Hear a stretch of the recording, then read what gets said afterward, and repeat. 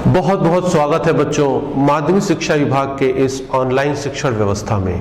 मैं Mithilesh Kumar Nishad, lecturer physics, राजकीय jubilee inter college Gorakhpur, आज आपके लिए कक्षा 11 के भौतिक विज्ञान विषय के साथ उपस्थित हुआ हूँ। आज का जो हमारा कॉन्सेप्ट है उसका नाम सरल रेखा में गति है और आज इसका चौथा भाग मैं आपके समक्ष लेके आया हूँ।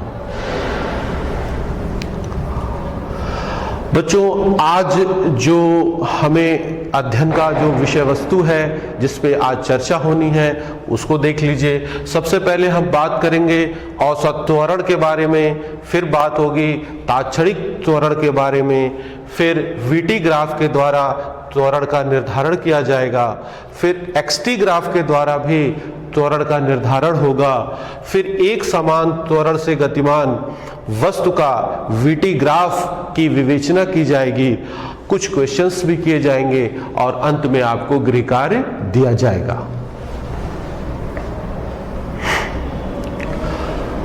बच्चों, पिछले लेक्चर में आपने वेग के बारे में विधिवत रूप से अध्ययन किया और आपको यह बताया गया कि वेग क्या होता है। बच्चों, कल्पना कीजिए कि अगर कोई वस्तु का वेग समय के साथ अपरिवर्तित हो तो हम कहते हैं कि वस्तु एक समान वेग से गतिमान है।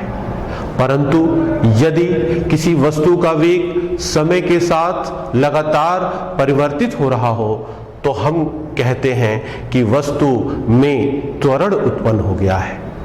बच्चों, आज का विषय वस्तु इसी बिंदु पर आधारित है। तो सबसे पहले हम बात करेंगे औसत त्वरण के बारे में, जिसे हम एवरेज एक्सेलरेशन भी कहते हैं। बच्चों, किसी वस्तु के वेग में परिवर्तन एवं समयांतराल के अनुपात को औसत त्वरण के नाम से जाना जाता है। मान लीजिए कि कोई वस्तु है जो समय t1 पर उसका वेग v1 है और कुछ समय पश्चात t2 समय पर उसका वेग v2 हो जाता है। इस समयांतराल में अर्थात t2 - t1 समयांतराल में जो वस्तु के वेग में परिवर्तन हुआ है वो होगा v2 - v1। बच्चों, वेग में परिवर्तन और समयांतराल के अनुपात को ही हम औसत त्वरण के रूप में परिभाषित करते हैं और इसे a बार से निरूपित किया जाता है और इसका फार्मूला होगा वेग परिवर्तन के लिए हम लिखेंगे डेल्टा v और समयांतराल के लिए लिखेंगे डेल्टा t। वेग परिवर्तन जैसा कि अभी बताया v2 - v1 होगा, समयांतराल t2 - t1 होगा। बच्चों, इस सूत्र को देखकर हम इसके मात्रक को निकाल सकते हैं। इसका SI मात्रक होता है मीटर पर सेकेंड स्क्वायर और यह एक सदिश राशि है। सदिश राशि क्यों है? क्योंकि त्वरण के सूत्र में त्वरण वेग पर निर्भर कर रहा है और वेग आपको बताया जा चुका है कि यह एक सदिश राशि है, अर्थात त्वरण भी एक सदिश राशि होगी। इसे व्यक्त करने के लिए हमें दिशा के साथ, परिमाण के साथ साथ दिशा की भी आवश्यकता होगी।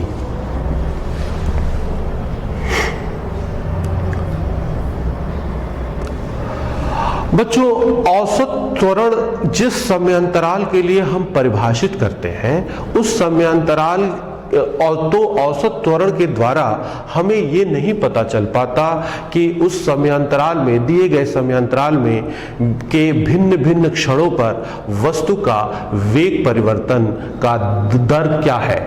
अर्थात किसी क्षण विशेष पर अगर हमें त्वरण ज्ञात करना हो तो इसके लिए हम एक नए भौतिक राशि को परिभाषित करेंगे जिसका नाम होगा तात्क्षणिक त्वरण। ये क्या है? इसकी परिभाषा ठीक वैसे ही निकाली जाएगी जैसे तात्क्षणिक वेग की परिभाषा निकाली गई थी। बच्चों, यदि समयांतराल बहुत ही सूक्ष्म हो, अत्यल्प हो, जिसे आप इनफाइनाइटेसिमली स्मॉल कहते हैं, तो औसत त्वरण के सीमांत मान को तात्क्षणिक त्वरण या केवल त्वरण कहते हैं। बच्चों, ये देख लीजिए, a बार आप जानते हैं औसत त्वरण है, अगर जिस समयांतराल के लिए यह औसत त्वरण परिभाषित किया गया है उस समयांतराल को अगर शून्य की ओर अग्रसर कराया जाए तो उसके औसत त्वरण के सीमांत मान को ही तात्क्षणिक त्वरण के नाम से जाना जाता है। यहाँ ए बार का फार्मूला आप delta V by delta T लिख सकते हैं, और आपको पिछले लेक्चर में अवकल गणित की परिभाषा में आपको बताया गया कि limit delta T tends to 0 delta V by delta T को डीवी बाई डी भी लिखा जा सकता है। बच्चों वेग v को आप dx बाई dt लिख सकते हैं, इस तरह से dt ऑफ dx dt हो जाएगा, और फाइनली आप इसे लिखेंगे d2x ओवर dt2। और ये इस तरह से जो तात्क्षणिक त्वरण का सूत्र है वो dv बाई dt के रूप में भी हो सकता है और इस रूप में भी हो सकता है। dv बाई dt बच्चों क्या प्रदर्शित करता है? यह उस क्षण वस्तु के वेग परिवर्तन की दर को बताता है।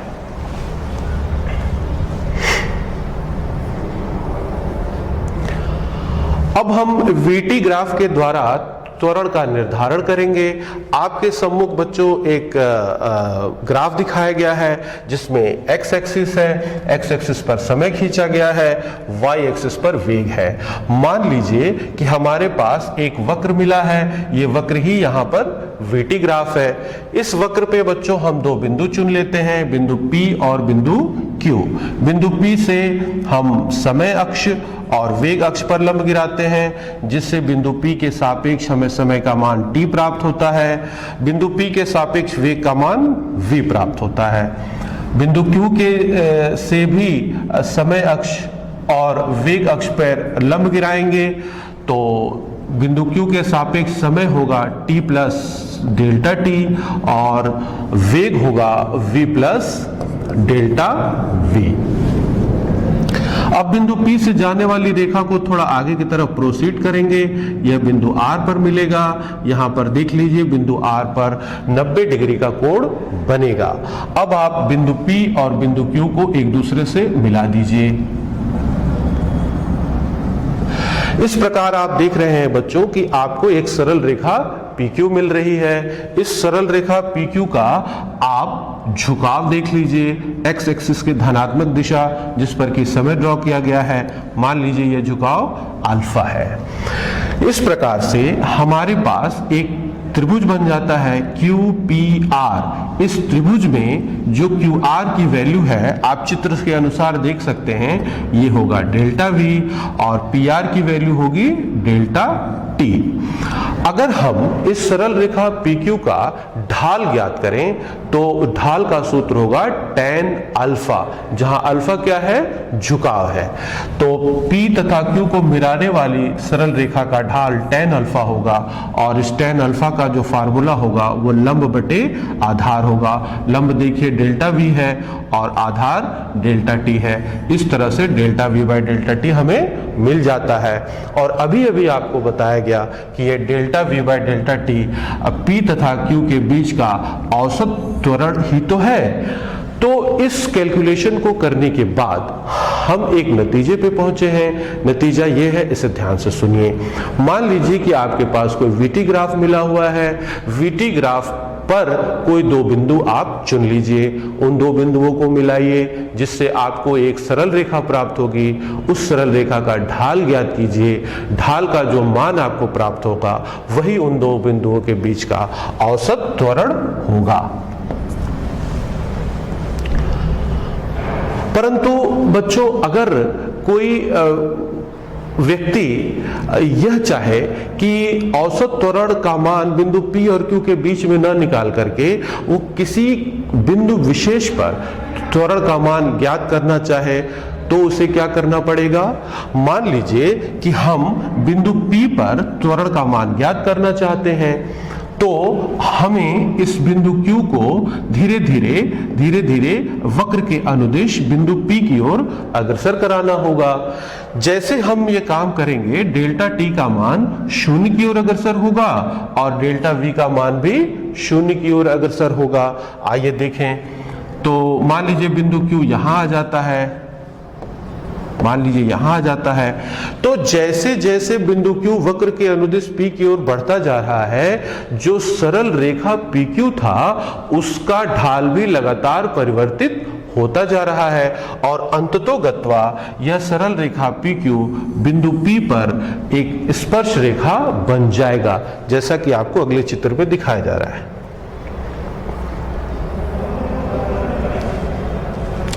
देखिए ये सरल रेखा PQ बिंदु P पर स्पर्श रेखा बन गया है।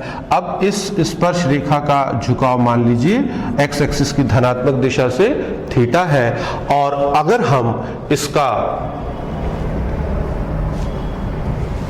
अगर हम इस बिंदु P पर स्पर्श रेखा का ढाल ज्ञात करना चाहें तो इसका सूत्र होगा tan थीटा, जहां थीटा झुकाव है, और यह फार्मूला होगा इसका limit delta t tends to 0 delta v by delta t is equal to dv by dt। बच्चों इस इक्वेशन की व्याख्या हमने पिछले लेक्चर में अवकल गणित की व्याख्या के दौरान आपको किया था, अर्थात जैसे जैसे समयांतराल का मान शून्य की ओर अग्रसर होगा, delta v by delta t के सीमांत मान को ही हम तात्क्षणिक त्वरण के नाम से व्यक्त करेंगे, और इसका फार्मूला हो जाएगा dv बाई dt, और dv बाई dt को ही तात्क्षणिक त्वरण कहते हैं। तो इस कैलकुलेशन से हमें क्या पता चला? हमें यह पता चला बच्चों कि यदि आपको कोई VT ग्राफ मालूम हो, उस VT ग्राफ के किसी बिंदु पर आप त्वरण ज्ञात करना चाहते हो, उस बिंदु पर एक स्पर्श रेखा खींचिए, स्पर्श रेखा का झुकाव ज्ञात कीजिए और तत्पश्चात आप उसका स्लोप निकालिए। जो स्पर्श रेखा का जो ढाल आपको प्राप्त होगा वही उस बिंदु पर त्वरण का मान होगा।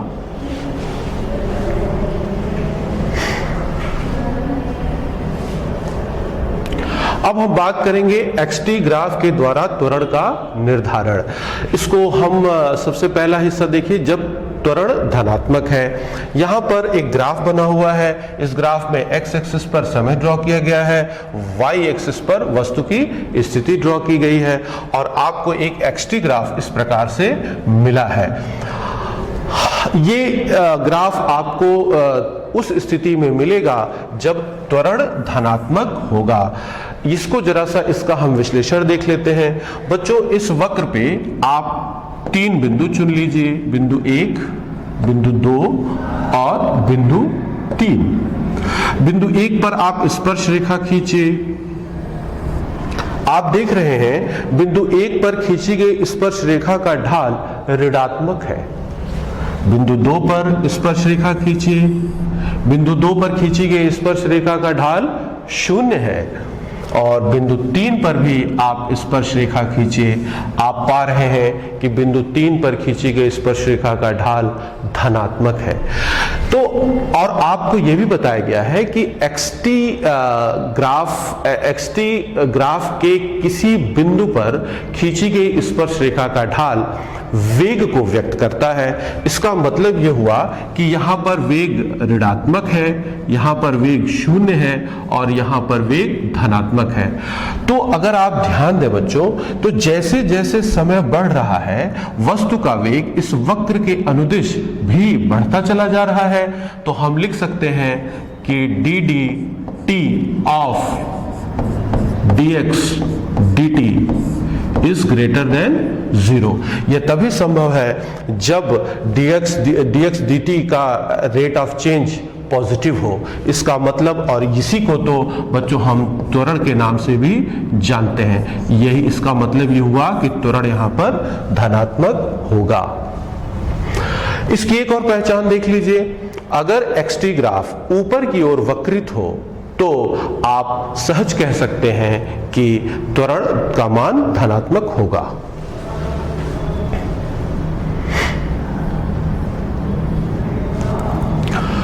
बच्चों दूसरा इसका बिंदु देख लीजिए, जब त्वरण का मान ऋणात्मक है। इस बार देखिए जो xt ग्राफ है वो नीचे की ओर वक्रित है। इस पर पिछले बार की तरह कैलकुलेशंस करते हैं। यहाँ एक बिंदु 1, यहाँ बिंदु 2 और यहाँ बिंदु 3 चुन लेते हैं। बिंदु 1 पर स्पर्शरेखा खींचते हैं, बिंदु 2 पर स्पर्शरेखा खींचते हैं और बिंदु 3 पर भी स्पर्शरेखा खींचते हैं। बिंदु 1 पर इस खींची गई स्पर्शरेखा धनात्मक है, अर्थात वेग यहाँ धनात्मक है। बिंदु 2 पर खींची गई स्पर्शरेखा बिंदु 1 पर खींची गई स्पर्शरेखा का ढाल धनात्मक है, अर्थात यहाँ वेग धनात्मक है। बिंदु 2 पर खींची गई स्पर्श रेखा का ढाल 0 है, अर्थात वेग यहाँ 0 है। और बिंदु 3 पर खींची गई स्पर्श रेखा का ढाल ऋणात्मक है, अर्थात वेग ऋणात्मक है। तो यहाँ पर वेग धनात्मक, फिर 0 और फिर ऋणात्मक हो रहा है। इसका अर्थ ये हुआ कि जैसे जैसे समय का मान बढ़ रहा है, इस वक्र के अनुदिश जैसे जैसे आप आगे बढ़ रहे हैं, वस्तु का वेग घट रहा है। इसका अर्थ हुआ d dt of dx dt less than 0, और इसे आप त्वरण के नाम से भी जानते हैं, इसे आप बोलते हैं a लेस देन 0। तो इसका अर्थ यह हुआ कि अगर xt ग्राफ नीचे की ओर वक्रित हो तो त्वरण का मान ऋणात्मक होगा।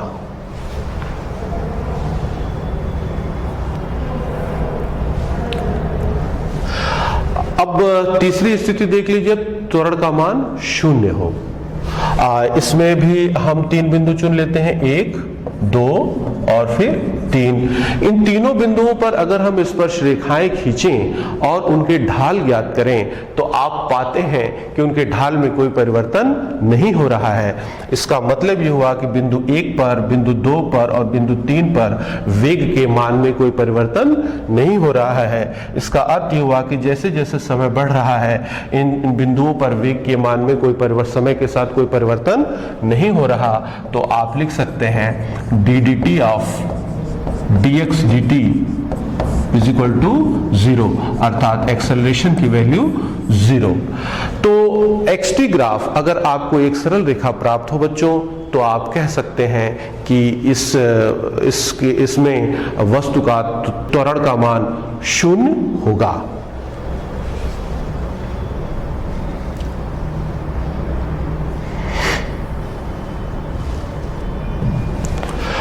अब अगले टॉपिक पर आते हैं, जिसमें एक समान त्वरण से गतिमान वस्तु का वीटी ग्राफ। इस बार अब जो हम जिस त्वरण की व्याख्या करेंगे वो समय के साथ अपरिवर्तित रहेगा, अर्थात त्वरण का मान समय के साथ परिवर्तित नहीं होगा। तो हम इसे क्या कहेंगे? एक समान त्वरण। इसको भी हम कई बिंदुओं में अध्ययन करते हैं। पहला, जब वस्तु धनात्मक दिशा में और धनात्मक त्वरण से गतिमान हो। तो यहां पर आपको देखिए इसके लिए एक वीटी ग्राफ प्राप्त हुआ है। एक्स एक्सिस पर समय खींचा गया है, वाई एक्सिस पर वेग है। ये ग्राफ देखिए बच्चों, यदि इस ग्राफ के किसी भी बिंदु से वेग अक्ष पर हम लंब गिराएं तो हमें वेग का धनात्मक मान ही प्राप्त हो रहा है। इसका मतलब यह हुआ कि वेग का मान धनात्मक होगा। दूसरी तरफ यदि इस वीटी ग्राफ का हम ढाल ज्ञात करें तो आप पा रहे हैं वीटी ग्राफ का ढाल धनात्मक है, अर्थात एक्सेलरेशन का मान भी धनात्मक होगा। अब इसकी भौतिक स्थिति बच्चों देख लीजिए। मान लीजिए कि ये एक्स एक्सिस है, ये मूल बिंदु है और ये यहां पर मान लीजिए t = 0 पर जो वस्तु का वेग है वो v0 है। मान लीजिए कि यह वस्तु,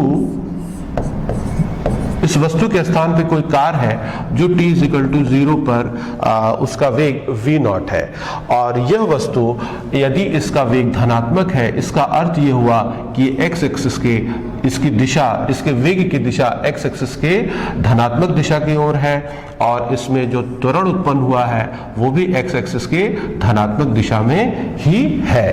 बच्चों यदि त्वरण और वेग दोनों एक ही दिशा में हो, इसका अर्थ यह हुआ कि वस्तु की चाल उत्तरोत्तर बढ़ती जाएगी।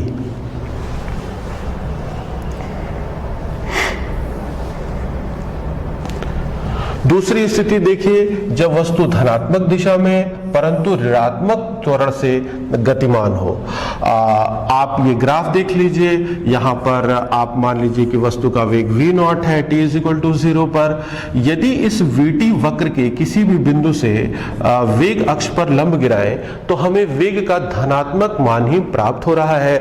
इसका मतलब ये हुआ कि वेग धनात्मक है। और यदि हम इस vt वक्र का ढाल निकालें तो आप देख लीजिए इसका ढाल ऋणात्मक है, अर्थात त्वरण का मान ऋणात्मक होगा। अब इसकी जो भौतिक स्थिति देख लीजिए, मान लीजिए ये x एक्सिस है, ये मूल बिंदु है, मूल बिंदु पर t = 0 मान लीजिए, वस्तु के रूप में कार है, t = 0 पर वस्तु का वेग v0 है, और चूंकि वस्तु का वेग धनात्मक है, इसका मतलब यह कार x एक्सिस के धनात्मक दिशा में गतिमान है, और इसका त्वरण ऋणात्मक है। इसका मतलब कि वस्तु पर जो त्वरण है उसकी दिशा x एक्सिस के ऋणात्मक दिशा में है। अब आप देखिए कि वस्तु के वेग की दिशा x एक्सिस के धनात्मक दिशा में है और त्वरण x एक्सिस के ऋणात्मक दिशा में है। वेग और त्वरण दोनों ही विपरीत दिशाओं में है। इसका अर्थ ये हुआ कि वस्तु x एक्सिस के धनात्मक दिशा में जब बढ़ेगी तो उसकी चाल उत्तरोत्तर घटती चली जाएगी।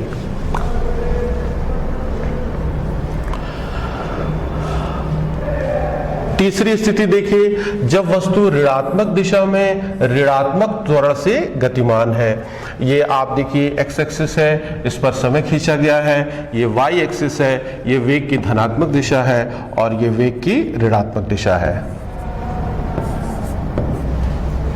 मान लीजिए कि t = 0 पर वस्तु का वेग v0 है। अगर आप इस vt ग्राफ की किसी भी बिंदु से अगर वेग अक्ष पर लंब गिराएं तो आपको वेग का ऋणात्मक मान ही मिलेगा। इसका मतलब कि वस्तु का वेग ऋणात्मक है।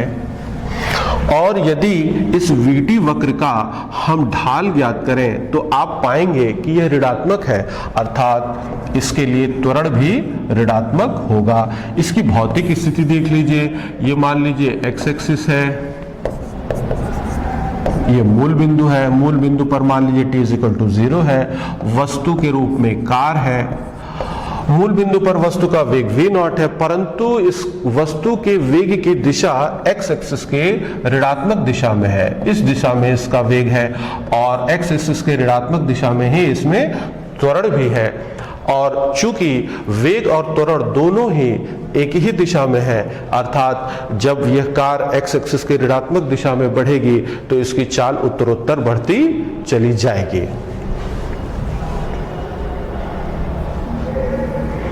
चौथी स्थिति देख लीजिए, कोई वस्तु पहले t1 समय तक धनात्मक दिशा में चलती है और फिर ऋणात्मक दिशा में ऋणात्मक त्वरण के साथ गतिमान हो जाती है। आप देख लीजिए कि ये t = 0 पर वस्तु का वेग v0 है।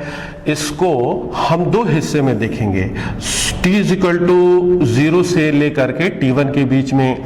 आप देखें तो इसमें 0 से लेकर के t1 के बीच में वस्तु का वेग धनात्मक है, परंतु ढाल अगर आप देखें तो वो ऋणात्मक आ रहा है। अर्थात 0 से लेकर के t1 के बीच में जो त्वरण है वो तो ऋणात्मक है परंतु वेग धनात्मक है।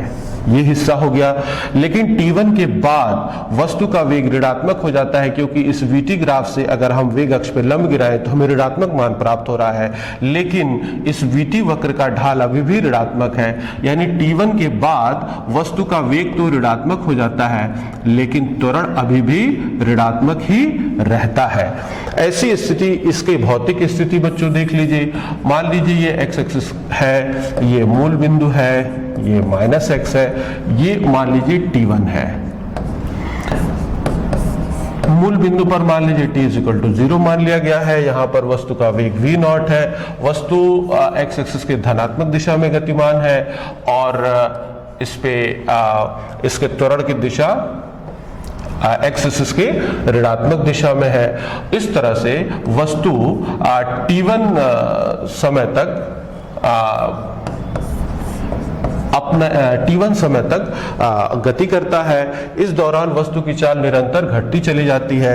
t1 टाइम पर देखिए वस्तु का वेग 0 हो जाता है, अर्थात बिंदु t1 पर वस्तु यहाँ पर कार यहाँ पे रुक जाएगी। वस्तु के वेग की दिशा अब यहां से देखिए क्या होने वाला है, यहीं से अब कार अपनी दिशा को परिवर्तित कर देगी। अब वस्तु के वेग की दिशा एक्स एक्सिस के ऋणात्मक दिशा में हो जाएगा और त्वरण की दिशा तो पहले से ही एक्स एक्सिस के ऋणात्मक दिशा में था, और इस बार जब वस्तु एक्स एक्सिस के ऋणात्मक दिशा की ओर गति करेगा तो चूंकि वेग और त्वरण दोनों एक ही दिशा में है, इसलिए इस बार वस्तु का चाल उत्तरोत्तर बढ़ता चला जाएगा। इन ग्राफिकल एनालिसिस के बाद हम कुछ कंक्लूजन पर पहुंचे हैं, उन कंक्लूजन को देख लीजिए। बच्चों, त्वरण की उत्पत्ति 3 प्रकार से हो सकती है। पहला, वेग के परिमाण जिसे आप चाल भी कहते हैं उसमें परिवर्तन के द्वारा, या वस्तु की दिशा में परिवर्तन के द्वारा, या उपरोक्त दोनों के परिवर्तन के द्वारा हम वस्तु में त्वरण उत्पन्न कर सकते हैं। कुछ और कंक्लूजन है बच्चों। यदि वेग और त्वरण दोनों धनात्मक हैं तो चाल बढ़ेगा, यदि वेग और त्वरण दोनों ऋणात्मक हैं तो भी चाल बढ़ता है, यदि वेग और त्वरण की दिशाएं विपरीत हैं तो वस्तु की चाल घटने लगती है।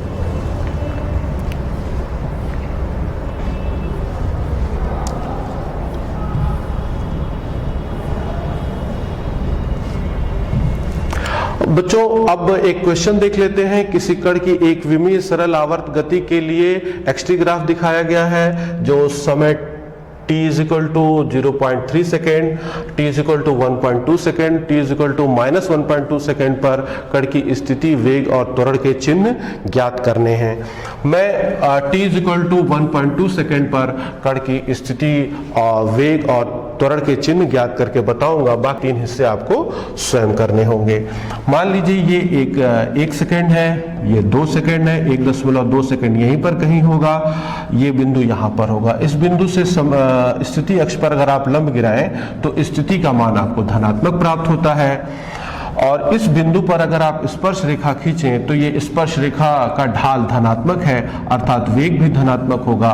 चूंकि यह कण जो है सरल आवर्त गति कर रहा है, सरल आवर्त गति के लिए जो डिफाइनिंग इक्वेशन है वो a = -x है।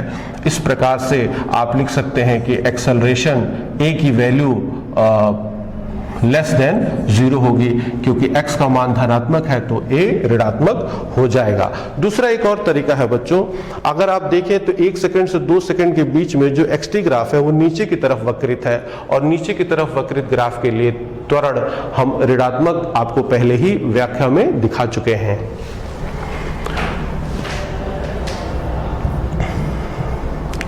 अब VT ग्राफ के द्वारा जरा हम विस्थापन का निर्धारण देख लेते हैं। बच्चों, ये x एक्सिस पे समय ड्रॉ किया गया है, y एक्सिस पर वेग है, और कोई वस्तु है जो एक समान वेग से गतिमान है, जिसका VT ग्राफ आपको एक सरल रेखा दिखाया गया है। मान लीजिए कि वस्तु का वेग u है।